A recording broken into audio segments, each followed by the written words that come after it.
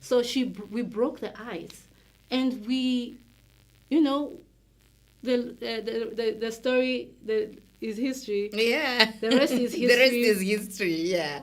Yeah, we moved on. We are now good friends. Thank God. Yeah. Thank God for so that. those are some skills we also teach. Etiquette and how to, deal with women in Higher authority in positions, higher yeah. positions.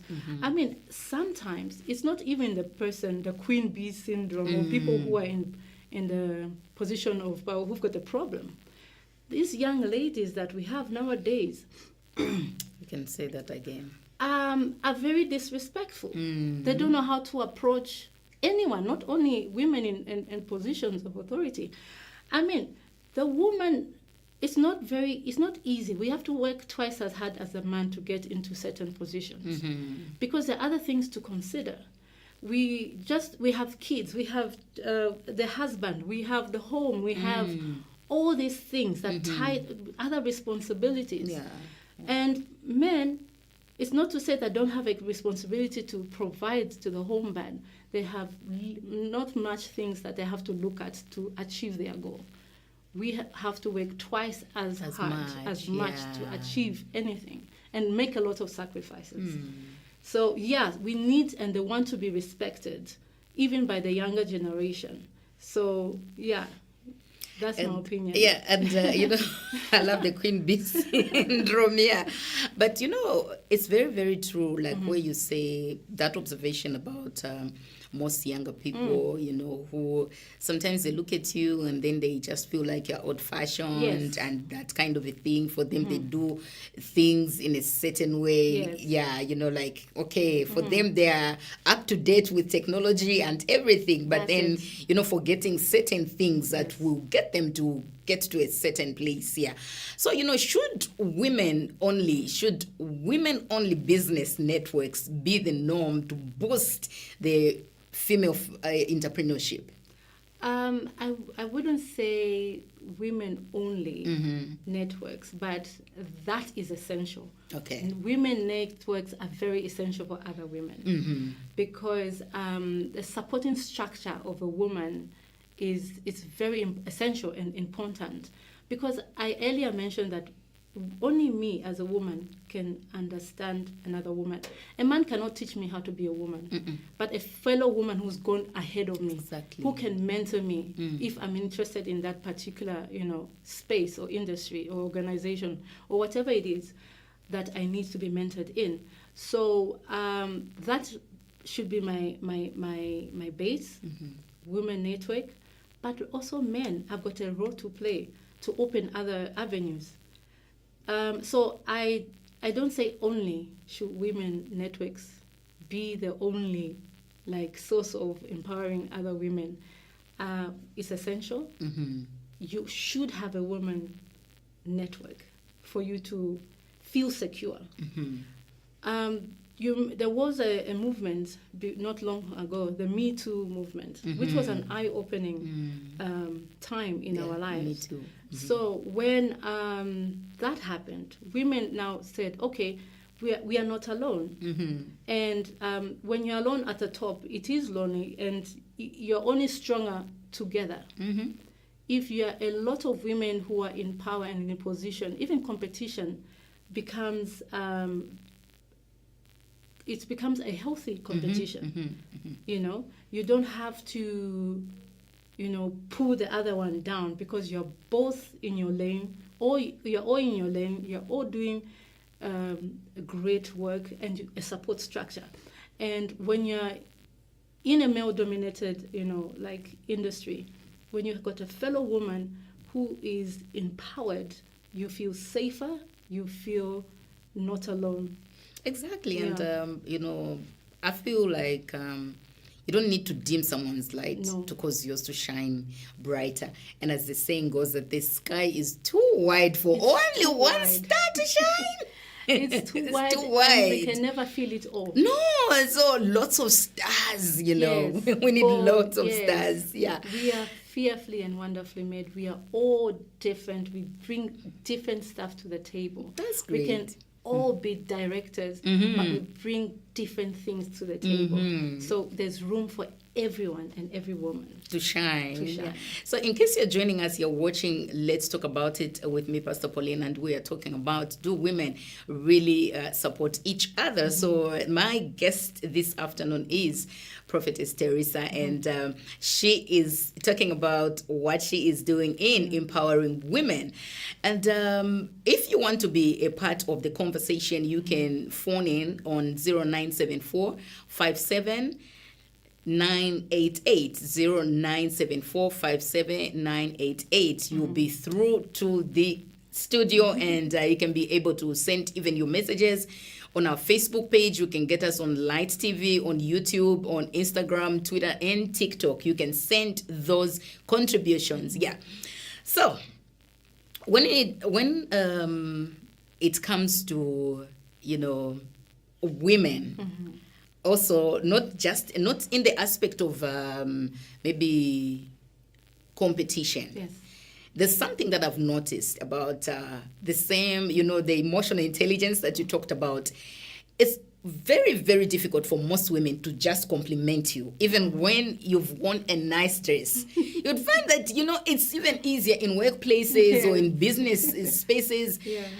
Men will be able to tell you, oh, this is a nice dress. But for a fellow lady to just tell you, what is the problem? For me, I think in most cases, and what I have experienced is insecurities most of the time. Women suffer from insecurities that they don't talk about. Maybe they feel this woman is more attractive than me, or she's got more money than I have, or more attention from the other. So they feel insecure. For me, it's just being spiritually immature. Yeah, because if you're filled with the Word of God, you will not feel insecure. You will just cherish whatever gift you have and enhance it, because everyone is beautiful. And as I did my favorite verse, fearfully and wonderfully made in God's image. In God's image, yes. Yeah. So, everyone has got something to give, and everyone has got a purpose. You're born for a reason and a purpose, and you're here to leave a carbon footprint individually. So you will not be looking to the left and to the right. You'll be wasting a lot of your time. Just stick to your lane. You know what you're good at, and just concentrate on that. Awesome. And now let's talk about social media. Do you think social media is a tool or a weapon for women to uplift or to tear each other down? Yes, wow. Social media has been both. I can imagine. Weaponized and encouraging, Yeah. But mostly weaponized, unfortunately weaponized in this current environment. People are using social media for the wrong reasons. And women, unfortunately, attacking other women, which is very disappointing. Very disappointing, because we suffer from the same kind of issues, and for you to throw stones. That's why they say you throw stones when you live in a glass house yourself. People throw stones are the ones who live in a glass house because they don't want them to be looked at. They want to enhance other people's imperfections, which is unfortunate. It has been weaponized to bring down women's character, sometimes also encouraged. But it can be used as a tool of encouragement. Use the platform. Social media is everywhere. Even someone in the village right now has internet, Facebook. I hear, at that time I was in Chipata down that side. There was some lady on Facebook. I was super encouraged. I'm like, wow, there's internet. So internet is everywhere. So if you can use that platform to empower other women by giving them knowledge or just sharing your experience or mentoring. Nowadays there are YouTube classes, master classes that you can share your experience on how you have, in every sector, in your family, in your relationship, in whatever business you are in. So unfortunately, people like the messy stuff. Yeah, and talking about the messy stuff, most of the victims of nudity, yes, it's the women. I know men here, there are pockets here, there of nudity amongst men, but women, you find that young ladies, even older ladies, using social media, to expose themselves. What do you have to say about that? That is just unfortunate. That is unfortunate because, a woman's body is very sacred. It's very sacred. I'll give you an example of myself before I became a born-again Christian. I used to like very short dresses and skirts, and I felt comfortable in it. I'm not sinning. I'm just putting on my shirt and my top. But, even if, your parents will try, but you're thinking, hey, they're old-fashioned and stuff like that. But I thank God they didn't try to beat it out of me. They encouraged me to go to church and know the word for myself. And when I started, being in the presence of God, nobody had to tell me about my dressing. It just automatically, happened because I started looking, my body is very sacred. When you see a naked man, you will laugh about it. You will say, hey, go put on clothes or something like that.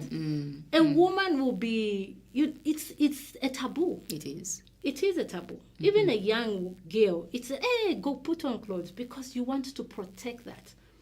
It is not right for mothers to show their naked bodies on social media because the media never forgets. No.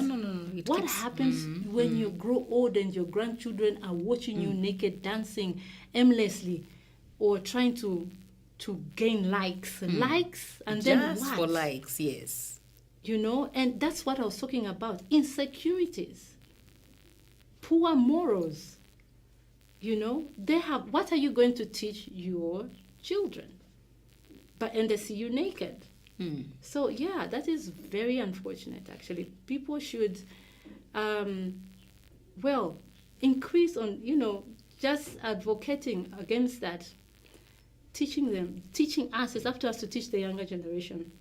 And I like what you're saying to say, you can use social media for your advantage. I will tell you something. One time, when I got on Facebook, because I normally put motivational, things, talking about godly stuff. That's what I do talk about. And of course, these days, I'm also selling some properties there and whatnot. And, it's working. Yeah. So someone from Malawi actually spotted me. And my first preaching engagement was in Malawi. Wow, you see? Yes. The couple that had never met in person. Wow. But they saw my postings on Facebook and they had to invite me to go there. That's how the door in Malawi opened. Wow, yeah. You see? International doors for that matter. They're Yeah. everywhere. So that's networking and advertising yourself in a positive manner. Yes, in a positive manner, not to undress. It attracts more likes when you undress. With no benefit. Imagine. With no benefit. What does that do in the long run? Just destroys your reputation. It does. It destroys and your bloodline reputation. So it's a bad cycle. Actually, it's not even attractive. By the way, women go dress up. Yes, go dress up. You've heard the prophetess has said. Yeah. So are women more critical of each other than men? Unfortunately, yes. But I think it's good, like what we are doing right now. Is it not good? In the positive. Well, there is a positive critic, the positive criticism, right? Okay, yeah. And negative criticism. I can criticize you on how to get better. Yeah. Say, okay, the way you spoke to me or the way you spoke to that lady was not okay. Next time, this is the way you're supposed to, go about it. That's positive criticism. It is. Yeah. Because I'm not tearing you down. I'm actually giving you solutions how to do it better. Negative criticism, on the other hand, it's like you are tearing the person down, discouraging them. Instead, you're supposed to be encouraging everyone to do better.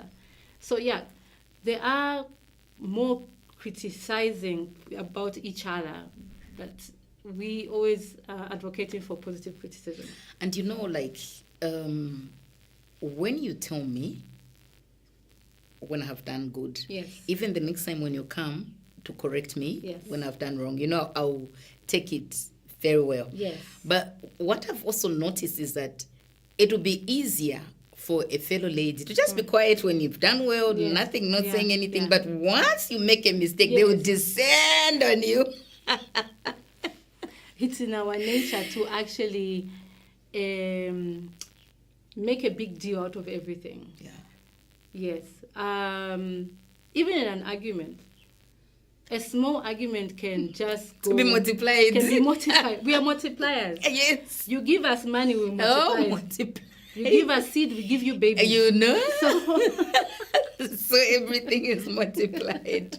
And now we're talking about maybe we divert a bit to our cultural norms. Yes. Do you think that they hinder women from celebrating fellow women's success or cultural norms? Yes, they do. Okay. A lot. Most cultural norms that I know about, because most of, in our background, was more of a male-based society. Oh, yeah. And women were meant to be on the background, in the background. You just seen and not heard. And so that culture norm has not completely, disappeared in other communities, unfortunately. Like for instance, the men were supposed to be providers, and now we're seeing more and more women taking up that role. And when they see you more like independent, they say you're disrespectful, or you're disrespectful, or you're saying this because you've got to fit in, and also trying to run your company or be ambitious.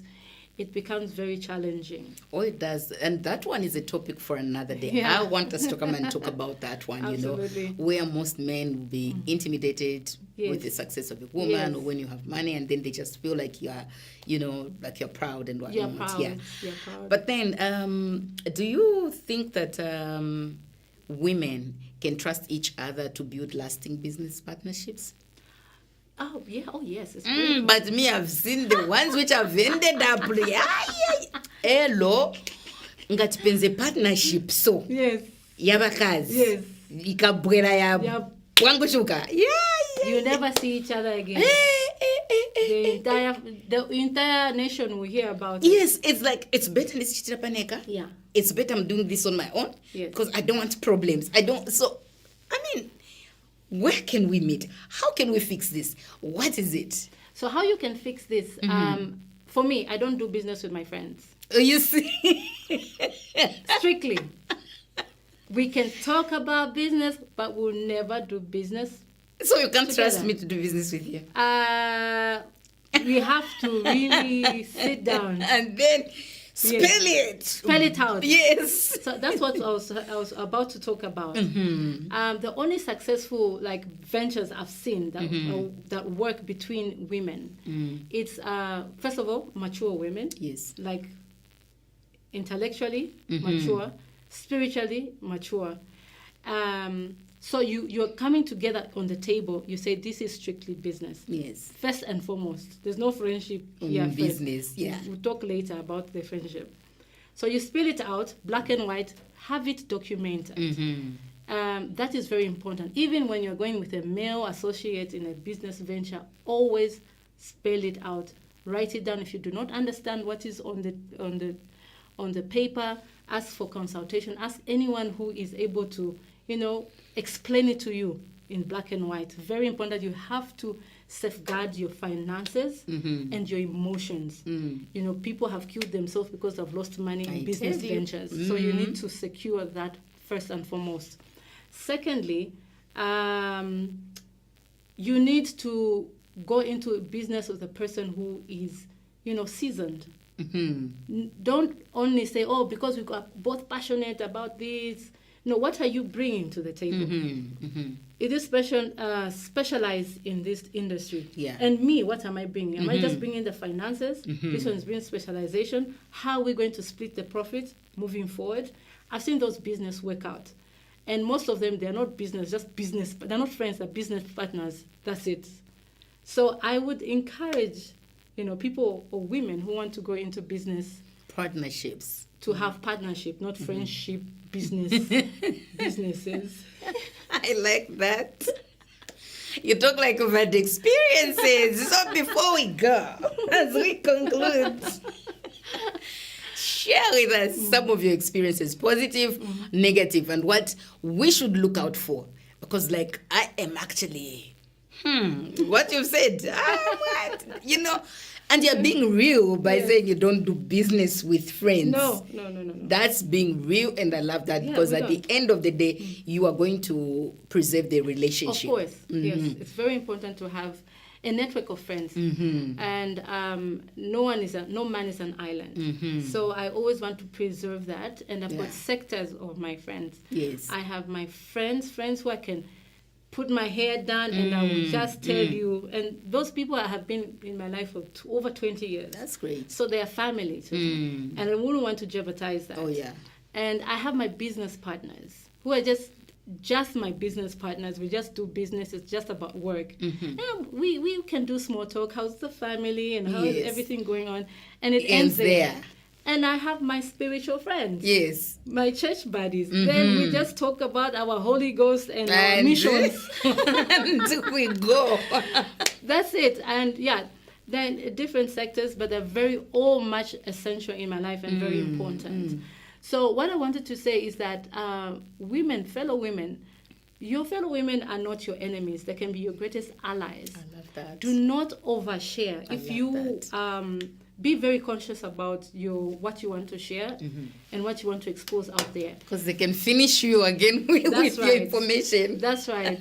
So secure yourself, your privacy. It's very important. There's certain people you can, as I shared with you, that they're family, in fact.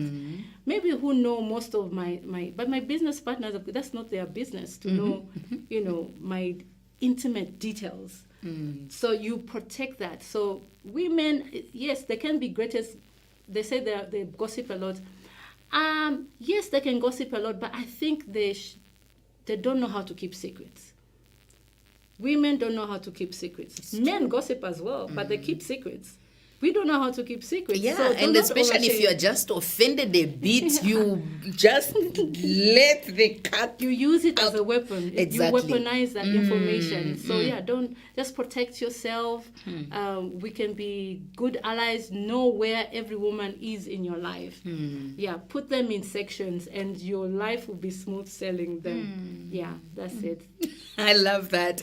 And when it comes to questions on women empowering women, how do you feel about that? You are doing that, but then there are some women who feel like azapu sauja nikamleta pafupi or nikamta chani. If it's members, they'll just say, when you help someone, then they will use that and they will weaponize that against you. Helping is our duty, God-given assignment. There's the scripture in Genesis. I like the Amplified Version. I will make you a nation. That's Genesis 12 and chapter 2. I will make you a nation, and your name will be great. And I'll bless you for you to dispense goods to others. You are blessed for you to dispense goods to others. That is your duty. Your wealth, your blessings are not just for you and your immediate family. It's your God-given assignment also to give and empower people. And for me, it is my passion to empower other women, and it's very satisfying. I am one who does not care whether you like me or not, or you're going to say, I'm concerned about, Wasakambachani, what are they going to say about me? As long as I've fulfilled my purpose. What the rest, I leave it to God. Thank God for that. Yes.